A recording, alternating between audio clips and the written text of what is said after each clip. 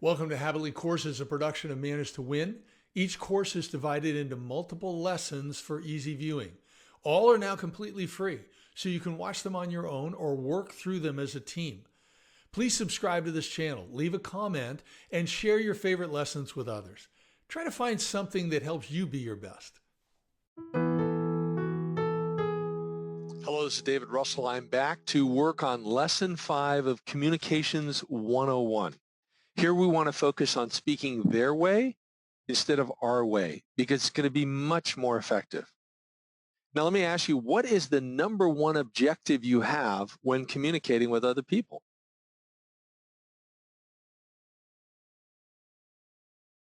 I suggest the answer is that they fully consider your message. Now, you may think, no, I want them to agree with me.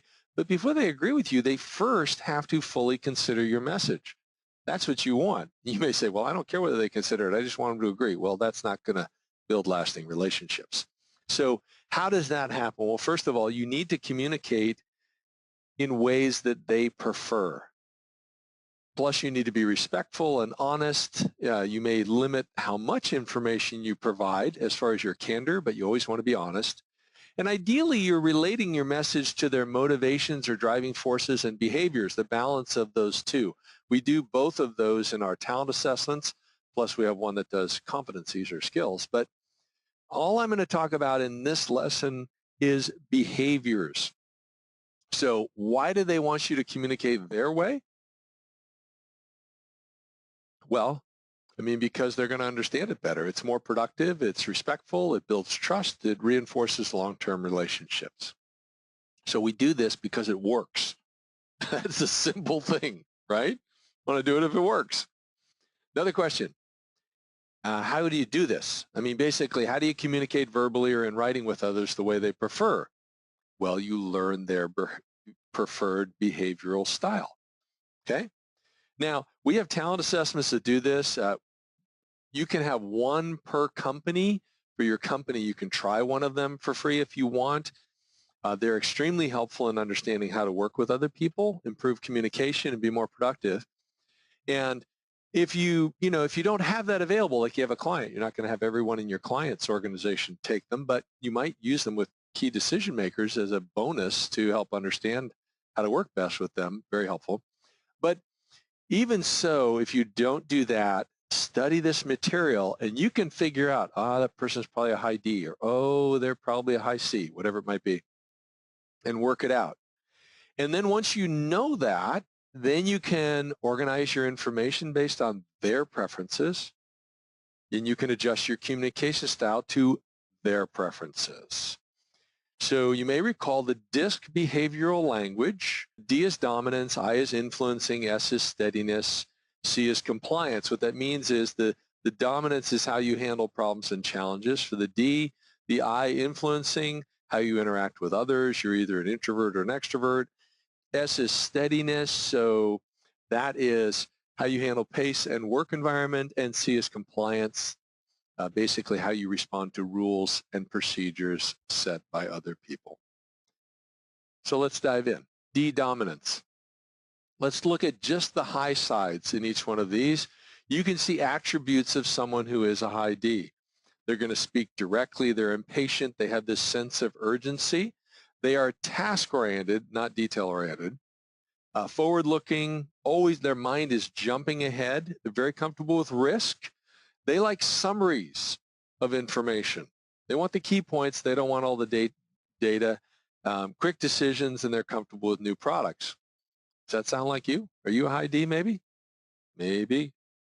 What are the challenges in communicating with a high D? Well, they can be too directive. They like to, tell people what to do, even when they're not intending to tell someone what to do. Instead of asking a question, sometimes they say it as statements.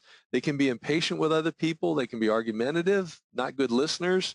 They lack tact and diplomacy because they're driving to get something done. So what do? How do we engage someone? How do we communicate? Remember, we're talking about writing, and we're talking about verbally. How do we communicate with a high D? Well, remember what I said, you listen first. So hear them out.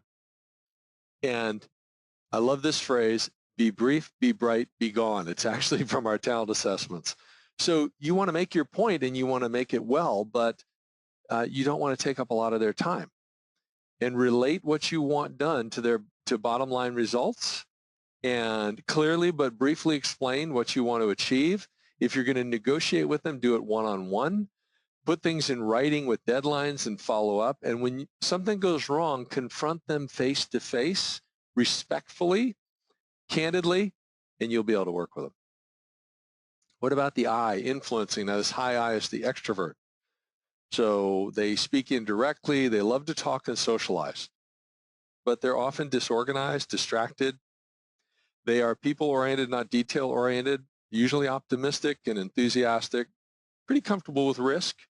They love to follow what quote-unquote famous people have done or known people in the industry. They can be prone to quick decisions and impulsive, but also, quite frankly, can be like nailing Jell-O to the wall. Tough to get them to make that final decision unless you can get them to be impulsive. Does it sound like you a little bit in some of these areas? Okay. Where a high I can be challenging, you probably already figured out parts of it, but this inattentiveness to detail can be challenging. They can overestimate their ability to get something done. They can under-instruct and over-delegate, toss things to other people, but not give them enough information to really get it done. And they can listen situationally because they're already, their mind's going somewhere else. They're visualizing, and they can be very expressive with their hands and facial expressions. So what do? Well, develop a friendship with some time, interaction time. Have an open door policy, although you may limit the times. Train them on these behavioral styles because they can use them. It plays to their natural strengths. Place them in an area or give them duties where they interact with others and can apply those verbal skills. And what you want to do is take the assignments you give them and define them in milestones or tasks or steps or stages so you can break them down into pieces and hold them accountable as they go and not let something get, way behind. And then follow up in an encouraging way, but be firm.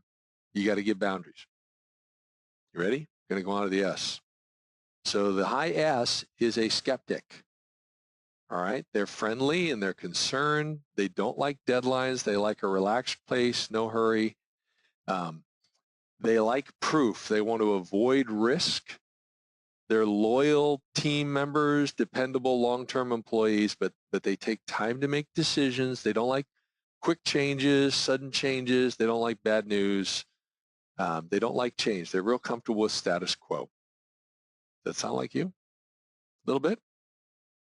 Where are the challenges here? Well, they will resist change. They have a lack of a sense of urgency. Just doesn't make sense to them, doesn't compute.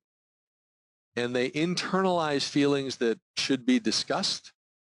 They need help getting started on new assignments, and they will wait for orders to act. So once again, this situation of how do you work with them, breaking things down into smaller steps and managing shorter milestones works very effectively with the high S. They're good in a small group of people where they can develop relationships and don't flip them from team to team. They appreciate sincere appreciation, clearly explain changes in advance so they're prepared. It's not, right now we're going to change something. Make an effort to get to know them and their needs. Don't rush them, okay? And encourage their contribution. Allow them to disagree. Be very reliable. Never violate their trust. So you promise to get back in an hour and a half, be back in an hour and a half type of thing. All right, what about the high Cs? Well, so with these people, these are the analyticals. All right. Their problem, the problem with the high D was they can make a decision too fast and miss detail. The problem here is analysis paralysis. They want a lot of detail before making a decision. They'd rather make no decision than the wrong one. They want to be careful and follow the rules because they're very aware of the consequences of making a mistake. So they can have very high standards. They don't like risk, can be slow decisions, and they want proven products. Sound like you? You an analytical? What are the challenges? Well, they can overanalyze. They can be too critical of others. There's one standard high standard for other people, not quite so high for themselves. They cannot verbalize feelings but internalize them a bit. They can be defensive when criticized and too hard on themselves. So what do? Well, we're going to clearly define the requirements of the job. We're going to separate the larger responsibility into smaller tasks with deadlines, like I've mentioned before. Operating procedures are in writing, standards are in writing, processes are in writing. You want to reassure them that things are being done correctly, encourage their contributions. They do have an opinion, and often it's valuable. And suggest changes to their work by using third-party references. Here's a best practice, that type of thing. And typically you have to train them in some soft skills. So those are the key things on how to work with each behavioral style. What about you? What is your most intense factor or natural strength? Are you the D, the high I, the high S, or the high C? What about your boss? It can help you if you understand this and you adapt to your boss's behavior. Developing the skill to not only understand your own behavioral style and how you communicate, but actually that of others is very powerful. So look through the slides, bring up some scenarios that are typical in your organization.